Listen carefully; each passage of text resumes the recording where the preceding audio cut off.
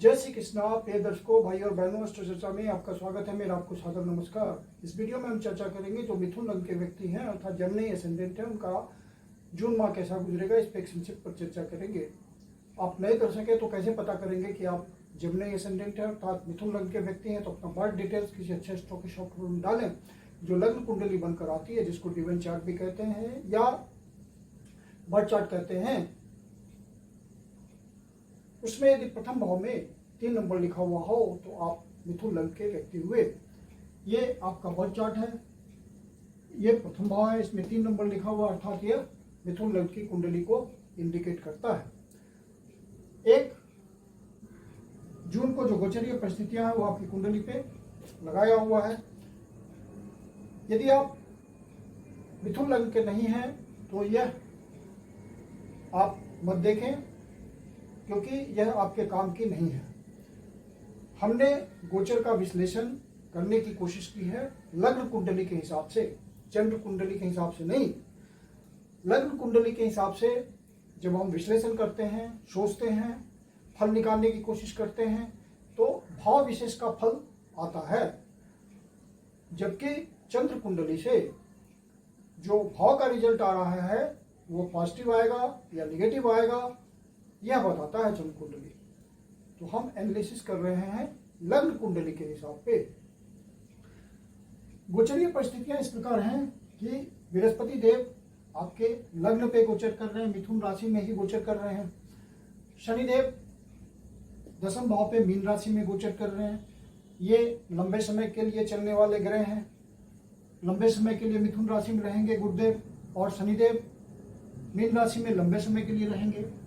फिर लंबे समय के लिए चलने वाले ग्रह हुए राहुदेव, जो कि 18 महीने के लिए अब आपके 9वें भाव पे गोचर करेंगे कुंभ राशि में, और सिमल्टेनियसली केतुदेव गोचर करेंगे 3य भाव में आपके सिंह राशि में। तो ये सारे लंबे समय के लिए एक राशि में रहते हैं और इनका रिजल्ट लॉन्ग टर्म में आता है। जिनका जल्दी जल्दी गोचर परिवर्तन होता है वो ग्रह हैं शुक्रदेव। शुक्रदेव आपके इस समय गोचर कर रहे हैं मेष राशि में, और 29 तारीख को, ये मैंने डेट लिखा है, 29 तारीख को यहां से निकल करके शुक्रदेव 12वें भाव पे गोचर करेंगे। फिर बुधदेव आपके 12वें भाव पे गोचर कर रहे हैं वृषभ राशि में, और यहां से निकल करके 6 तारीख को प्रथम भाव में आ जाएंगे मिथुन राशि में, वहीं गोचर करेंगे। फिर 22 तारीख को यहां से निकल करके 2य भाव पे गोचर करेंगे। अर्थात जून माह में बुधदेव 3 भावों को कवर कर रहे हैं, 12वां भाव, प्रथम भाव और 2य भाव। सूर्यदेव इस समय आपके गोचर करेंगे 12वें भाव पे, और 15 तारीख को, 15 जून को यहां से निकल करके प्रथम भाव पे गोचर करेंगे। मंगलदेव जून महीने में 7 तारीख को अपना गोचर परिवर्तन करेंगे और कर्क से निकल करके सिंह में आएंगे, 3य भाव पे गोचर करेंगे मंगलदेव। आपके लग्नेश हुए गुरुदेव बृहस्पति, जो कि आपके लग्न पे गोचर कर रहे हैं। हालांकि मिथुन राशि के ऊपर बृहस्पति देव का गोचर बहुत सुंदर नहीं होता है, लेकिन रिजल्ट आपको मिलेगा, अच्छा रिजल्ट मिलेगा। और चूंकि मिथुन राशि वायु तत्व की राशि है, तो आजकल सब मानसिक वर्क करते हैं किसी न किसी तरह के, तो वहां पे बृहस्पति देव चूंकि एक्सपेंशन के कारक हैं, तो आपको सोचने की शक्ति में वृद्धि करेंगे, पॉजिटिव थिंकिंग में वृद्धि करेंगे, और आपको रिजल्ट लेने में अपने फेवर में आसानी होगी। बुधदेव फिर 12वें भाव पे गोचर कर रहे हैं, जो कि आपके लग्नेश हैं। तो 12वें भाव पे गोचर कर रहे हैं और 5 तारीख से पहले पहले रहेंगे यहाँ, 6 तारीख को तो यहाँ आ जाएंगे। तो बुधदेव आपके जब तक यहाँ हैं तो डिसीजन सारे सोच समझ के लीजिए, क्योंकि लग्नेश जब 12वें भाव पे गोचर करते हैं तो वहां पे आपसे डिसीजंस में गलती हो सकती है। आप गलत डिसीजन ले सकते हैं। ये एक ध्यान देने योग्य बात होती है। फिर बुध देव चूंकि लग्नेशी हैं तो आपके लिए अच्छा फल देंगे। तो प्रथम 5 दिनों में जब तक यहाँ हैं जून महीने में, तो आपको किसी तरह का बाहर से संबंध बनवा सकते हैं। जो एक्सपोर्ट इंपोर्ट के धंधे में व्यापार करते हैं बाहर से, विदेशों से या देश के भीतर ही सुदूर प्रदेशों से जिनका व्यापार संबंध है, उनको लाभ पहुंचा सकते हैं। कुछ खर्च करा सकते हैं, इन्वेस्टमेंट करा सकते हैं किसी पर्पस के लिए। वो इन्वेस्टमेंट आपका धन संबंधी हो सकता है, कोई एसेट संबंधी हो सकता है। तो बुधदेव फिर 6 तारीख को यहाँ आ जाएंगे और यहाँ आने से उनका एक पंच महापुरुष योग बनेगा, भद्र महापुरुष योग। भद्र महापुरुष योग बुधदेव के मदद से बनता है। जब अपनी राशि में एक केंद्र में गोचर कर रहे हैं, लग्नेश हैं, तो अच्छा रिजल्ट देंगे। तो ये एक अच्छी स्थिति होगी 22 तारीख से पहले। और आपके प्रथम भाव के स्वामी हैं तो हेल्थ को मजबूत करेंगे। हेल्थ संबंधी परेशानी से आप मुक्त होंगे और आपका जो मेंटल थॉट है, सबकॉन्शियस माइंड है, वो ठीक से सोचेगा और ढंग से निर्णय लेगा। और जो आप निर्णय लेंगे वो बिल्कुल स्वस्थ होगा और आपके लिए पॉजिटिव होगा। फिर बुधदेव आपके शुक्र के भी कारक हैं, शुक्र भाव के स्वामी हैं। तो आपको डोमेस्टिक एनवायरनमेंट में सुख की भी प्राप्ति रहेगी, आनंद का माहौल रहेगा डोमेस्टिक में। बच्चों के साथ, पत्नी के साथ, न्यूक्लियर फैमिली में आनंद का आप अनुभव करेंगे। घर में समय बिताने का मन करेगा। बच्चों के साथ, पत्नी के साथ जो भी समय आप बिताएंगे, आनंद पूर्वक एक दूसरे से विचार विमर्श होगा और वातावरण बहुत अच्छा रहेगा, अमिकेबल। फिर बुधदेव यहां से निकल करके 22 तारीख को जब द्वितीय भाव में आएंगे तो लग्नेश है और धन भाव पे जाएंगे, तो धन की दृष्टि से अच्छा होगा। ये कुटुंब का भी भाव होता है, तो आपको मौका मिलेगा अपने किसी पुराने कुटुंबजनों से संवाद करने का, या आप अपने माता पिता के साथ या परिवारजनों के साथ कोई व्यापार करते हैं तो वहाँ पे आपको एसेट बनाने में मदद मिलेगी। कोई ऐसा प्रोजेक्ट मिल सकता है यदि आपके ओरिजिनल नेटल चार्ट में बुधदेव की स्थिति मजबूत होगी और बुधदेव अच्छा रिजल्ट दे रहे होंगे, उनकी दशा चल रही है, महादशा, अंतर्दशा इत्यादि, तो आपको अचानक से कुछ आपके प्रोजेक्ट सफल हो सकते हैं और आपको अच्छे धन की प्राप्ति हो सकती है जिससे एसेट में वृद्धि हो। इस तरह का आपको रिजल्ट मिलेगा। मंगल देव 7 तारीख से पहले द्वितीय भाव पे गोचर कर रहे हैं, तो यहाँ पे जब गोचर कर रहे हैं तो आपको खान पान का पहले से ध्यान रखना पड़ रहा होगा। ज़्यादा ऐसा फूड नहीं खाना है जिससे डाइजेशन की समस्या हो, क्योंकि यहाँ पे मंगल देव गोचर कर रहे हैं। तो मंगल देव गोचर करते हुए क्योंकि अग्नि प्रधान ग्रह हैं और नीच की राशि में गोचर कर रहे हैं, तो वहाँ पे डाइजेशन संबंधी समस्या आ सकती है। फिर मंगल देव जब यहाँ से निकल करके तृतीय भाव पे आ जाएंगे, फिर आपके लिए मंगल देव का रिजल्ट बढ़िया हो जाएगा। तृतीय भाव पे क्रूर ग्रहों का रिजल्ट अच्छा होता है, मंगल देव का रिजल्ट विशेष रूप से अच्छा होता है। तो मंगल देव का रिजल्ट आपके लिए अच्छा हो जाएगा। और मंगल देव आपके लाभ भाव के स्वामी हैं और छठे भाव के स्वामी हैं, तो जो नौकरी की दृष्टि से आपके लिए अच्छे धन की प्राप्ति होगी। जो आप प्रयास करेंगे, ये प्रयास का भाव होता है, जो आप प्रयास करेंगे अपनी नौकरी में उस प्रयास को लगाएंगे तो आपको अच्छे धन की प्राप्ति होगी। ये आपकी प्राप्ति का भाव होता है। जो आप कर्म करते हैं उससे जो प्राप्ति होती है वो 11वां भाव बताता है। आपकी कोई इच्छा पूर्ति भी हो सकती है। कोई स्टूडेंट है, कंपटीशन की तैयारी कर रहा है, फेवरेबल टाइम आ गया है, तो मंगल देव इसको रिजल्ट दे देंगे, क्योंकि ये इच्छा पूर्ति का भाव है और छात्र प्रयास कर रहा है। तृतीय भाव में मंगल देव का गोचर है, मित्र राशि में गोचर है और यहाँ से मंगल देव भाग्य भाव को देख रहे हैं, तो भाग्य का साथ मिलेगा, तो मंगल देव का रिजल्ट मिल जाएगा। जो भी प्रोफेशनल लोग हैं प्रोफेशन में इस समय अच्छा रिजल्ट देंगे। जैसे कोई डॉक्टर है, हीलर है, लॉयर है, क्योंकि ये भाव रोग, ऋण, रिपु इत्यादि का होता है, तो उनसे संबंधित जिनका व्यवसाय है वो यहाँ पे फायदे में रहेंगे। मंगल देव जब यहाँ गोचर कर रहे हैं, और फिर सूर्यदेव 12वें भाव पे गोचर कर रहे हैं, तो सूर्यदेव 15 तारीख से यहाँ आएंगे और आपके तृतीय भाव के स्वामी है। मतलब प्रयास जो आप करेंगे, तो आप ध्यान रखिए कि यदि आप एक्सपोर्ट इंपोर्ट के धंधे में हैं, कम्युनिकेशन से जुड़ा हुआ आपका काम है, या किसी तरह के ऐसे काम में है जहाँ यात्रा इन्वॉल्व होती है, आपके प्रोफेशन में छोटी यात्रा या बड़ी यात्रा भी इन्वॉल्व होती है, तो और बाहर से आपका संबंध बनता है, तो वहाँ आपको फायदा मिलेगा। कोई पोस्टिंग वगैरह भी, सरकारी नौकरी में तो कोई पोस्टिंग वगैरह भी मिल सकता है आपको बाहर का, टेम्पोररी। फिर सूर्यदेव यहाँ पे जब आ जाएंगे लग्न पे, तो स्थिति इनकी अच्छी हो जाएगी। हालांकि सूर्यदेव भी मिथुन राशि में उतना अच्छा रिजल्ट नहीं देते गोचर करते हुए, लेकिन चूंकि ये मानसिक वर्ग वाला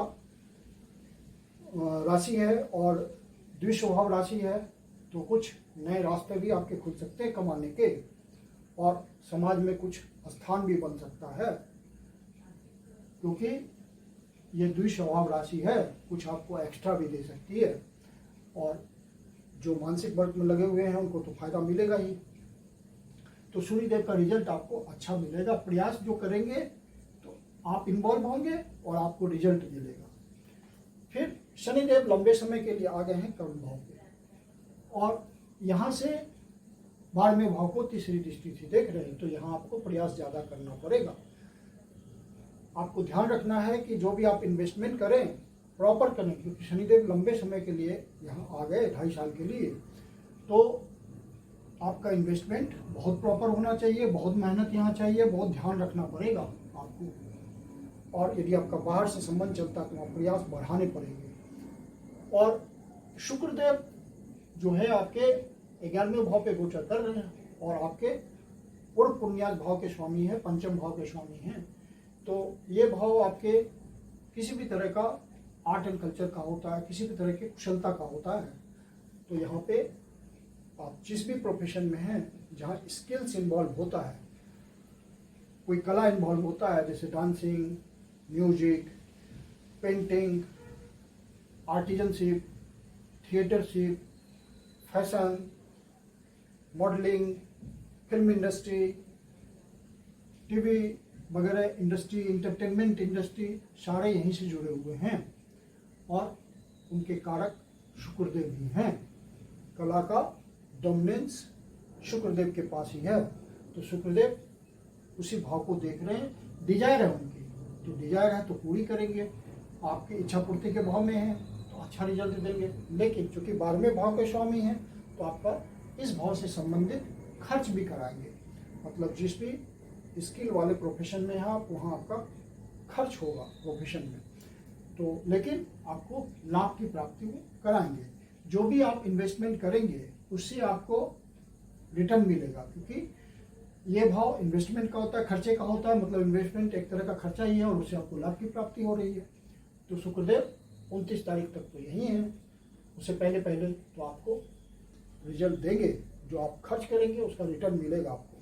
फिर शुक्रदेव जब यहाँ आ जाएंगे 12वें भाव पे, तो 12वें भाव पे शुक्रदेव का रिजल्ट खराब नहीं होता। स्वराशि में गोचर करेंगे, उच्च की तरह गोचर करते हैं 12वें भाव में। काल पुरुष की कुंडली में शुक्रदेव 12वें भाव पे उच्च के होते हैं, तो इनका रिजल्ट बहुत अच्छा आएगा। फिर शुक्रदेव आपके स्पोर्ट्स का भाव होता है ये, तो स्पोर्ट्स के धंधे में जो है, किसी तरह का स्पोर्ट्समैनशिप है या उससे जुड़ा हुआ कोई आपका काम धंधा है, तो वहाँ पे आपको ध्यान रखना है कि इस भाव से चूंकि खर्च कराएंगे ये शुक्रदेव, तो आपको फालतू खर्च नहीं करना है। कोई इंजरी वगैरह से भी बच के रहना है। यदि आप स्पोर्ट्समैन हैं तो स्पोर्ट्स इंजरी से बच के रहें। फिर आपके राहुदेव 9वें भाव पे गोचर कर रहे हैं, केतु देव सिमल्टेनियसली 3य भाव पे गोचर कर रहे हैं, तो 9वें भाव पे गोचर कर रहे हैं, और यहाँ से 5वीं दृष्टि से लग्न को देख रहे हैं, तो थोड़ा बहुत व्यवधान तो देंगे ही, लेकिन आप प्रयास करते रहेंगे तो आपके रिजल्ट आते रहेंगे। यहाँ पे उतनी बड़ी हिंड्रेंस नहीं आएगी, क्योंकि भाग्य भाव पे गोचर कर रहे हैं। और उससे बड़ी बात है, इच्छा पूर्ति वाली राशि है यहाँ, तो आपको फल तो जरूर मिलेगा। एक्सपेंशन देंगे राहु देव आपको, ये उनकी अपनी राशि है। और यहाँ से केतुदेव तृतीय भाव पे गोचर कर रहे हैं, तो इनका तृतीय भाव पे गोचर अच्छा रिजल्ट देता है। आप जितना प्रयास करेंगे, बस ध्यान ये रखना है, केतुदेव जहाँ पे गोचर करते हैं वहाँ के रिजल्ट में कमी करते हैं, काटते हैं वहाँ के रिजल्ट को, आपको पूरा रिजल्ट नहीं होने देते। तो वहाँ पे आपको ध्यान रखना है, नेग्लिजेंस नहीं यहाँ पे दिखाना है। आपके प्रयासों में लगातार निरंतरता बनी रहनी चाहिए, क्योंकि केतुदेव लंबे समय के लिए यहाँ हैं। और बृहस्पति देव की 5वीं, 7वीं और 9वीं दृष्टि जहाँ पड़ेगी लंबे समय के लिए, वहाँ आपको अच्छा रिजल्ट तो मिलेगा ही डेफिनेटली, क्योंकि बृहस्पति देव की जो दृष्टि होती है वो अमृत समान होती है। कितना भी खराब हो बृहस्पति की पोजीशन आपकी कुंडली में, ओरिजिनल नेटल चार्ट में, लेकिन उनकी दृष्टि का रिजल्ट तो आएगा और अच्छा आएगा, लाभप्रद आता है। तो यहाँ से 5वां भाव और पुण्यात का भाव है, तो संतान प्राप्ति के भाव बनेंगे, क्योंकि ये बृहस्पति देव संतान के कारक होते हैं। और आपका जो भी काम धंधा है 5वें भाव से रिलेटेड, कला के क्षेत्र में, स्पोर्ट्स के क्षेत्र में, वो सब में एक्सपेंशन देखने को मिलेगा, क्योंकि बृहस्पति देव का काम ही होता है एक्सपेंशन देना। और 7वीं दृष्टि जो कि उनकी डिजायर होती है, यहाँ दृष्टि डाला, ये आपके लाइफ पार्टनर का भाव है, मैरिज का भाव है, तो उसके संयोग बनेंगे, बृहस्पति देव अवसर देंगे यहाँ पे। और यदि आप कोई नया काम धंधा शुरू करना चाहते हैं तो आपको उसका फल मिलेगा, पार्टनरशिप आप कर सकते हैं, कुछ प्रयास करने पे आपको सफलता मिलेगी। फिर बृहस्पति देव 9वें भाव पे दृष्टि डाल रहे हैं, तो भाग्य का उत्थान करेंगे, तो बृहस्पति देव की पोजीशन आपके लिए बहुत अच्छी है। कुल मिलाकर के जो जून का गोचर है वो बहुत ही संतोषप्रद है, आपको रिजल्ट में कमी नहीं आएगी, खुशीपूर्वक समय गुजरेगा। चंद्रदेव का गोचर आपको ध्यान रखना है कि जब 6ठे भाव पे चंद्रदेव का गोचर हो, 8वें भाव पे हो और 12वें भाव पे हो, तो केयरफुल रहना होता है। चंद्रदेव वृश्चिक राशि में है 9, 10 और 11 तारीख को, तो इन दिनों आप अपने स्वास्थ्य का ध्यान रखिए।